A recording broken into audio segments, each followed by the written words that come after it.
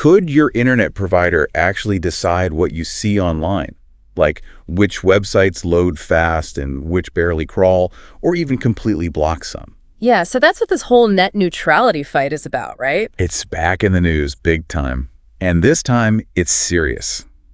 A federal court just tossed out some key internet rules, and yeah, it could change everything about how we use the internet. Totally. It's a huge deal. If you're new to this channel, make sure to hit that subscribe button now, because we're diving deep into this court decision. We got to figure out what it all means. Exactly. So for those who might not be totally up to speed, net neutrality is basically the idea that all internet traffic should be treated the same.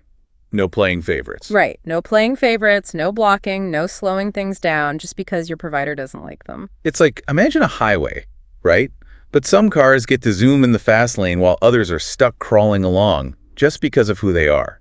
Exactly. A level playing field online. And that's what this court decision has put in jeopardy, striking down those FCC net neutrality rules. We're digging into all the details of that ruling today, straight from a news article about it.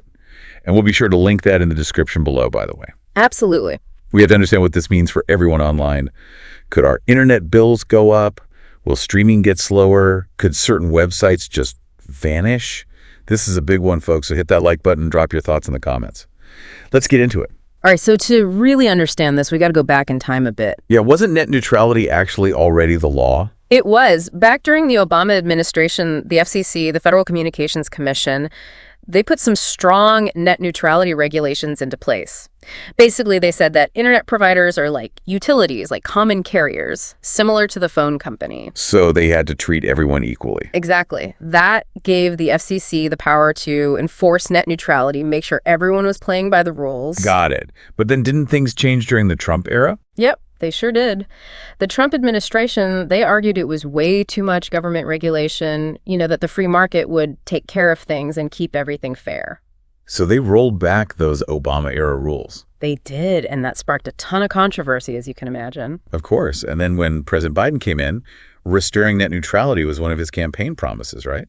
It was, and the FCC, under his administration, they moved pretty quickly to actually do it. They voted to reinstate those Obama-era rules, which is what eventually led to this whole court battle. Because the telecom companies weren't happy about it? Not at all. They've been fighting these rules tooth and nail, saying the FCC overstepped its boundaries, and now the Sixth Circuit Court of Appeals has basically agreed with them. Wow, so what happens now? We need to understand what this actually means for us when we're online, like day to day. Well, the reaction has been, let's just say, divided, which you'd expect with something this big, right? On one side, you have the big telecom companies, the AT&Ts, the Comcasts, the Verizons of the world. Yeah, the ones who provide our internet. Exactly. And they're celebrating this ruling. They see it as a victory for, less government interference, more freedom for them. So they're saying they can manage their networks better now. Right. And they're saying that innovation will suffer if the government is breathing down their necks all the time. They claim they need the flexibility to experiment and improve their services. Okay, I can kind of see that side of it, to be honest. But then we have consumer groups, and they are not happy about this at all, are they? Not even a little bit. They're super worried that this is going to lead to some really bad stuff. Like, what if internet providers start creating these fast lanes where their own services get priority? Or what if they start charging us extra to access, the most popular websites? So is this like a pay-to-play internet now, where the highest bidder gets the best service? It sounds like I could get stuck in the slow lane on the information superhighway.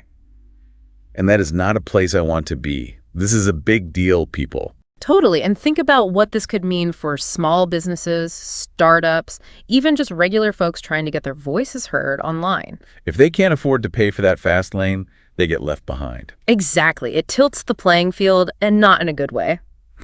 And then, to make things even more complex, remember, some states have passed their own net neutrality laws. Oh, yeah, like California, right? Right. California, Colorado, Washington, a few others.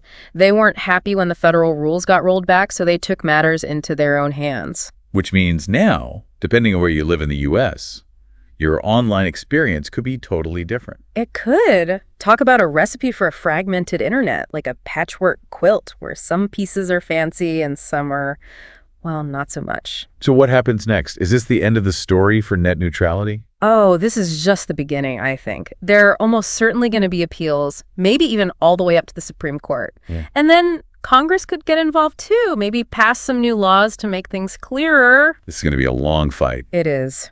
And it's not just about abstract legal stuff, is it? This is about our freedom to access information, to communicate, to do business online. This affects all of us. And we need to stay informed and make our voices heard. I agree. This isn't just some tech issue that only nerds care about.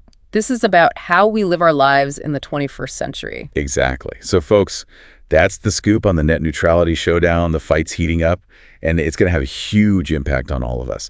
Make sure you hit that like button and share this video so everyone understands what's at stake here. Yeah, and don't forget to subscribe to the channel for more deep dives into the topics that really matter. We're breaking it all down, making it easy to understand, and keeping you informed. What are your thoughts on this court ruling? Are you worried about what it means for your online experience? Tell us in the comments below. We want to hear from you. Let's keep the conversation going. Absolutely. And as always, thanks for joining us on The Deep Dive. We'll see you next time. See you then.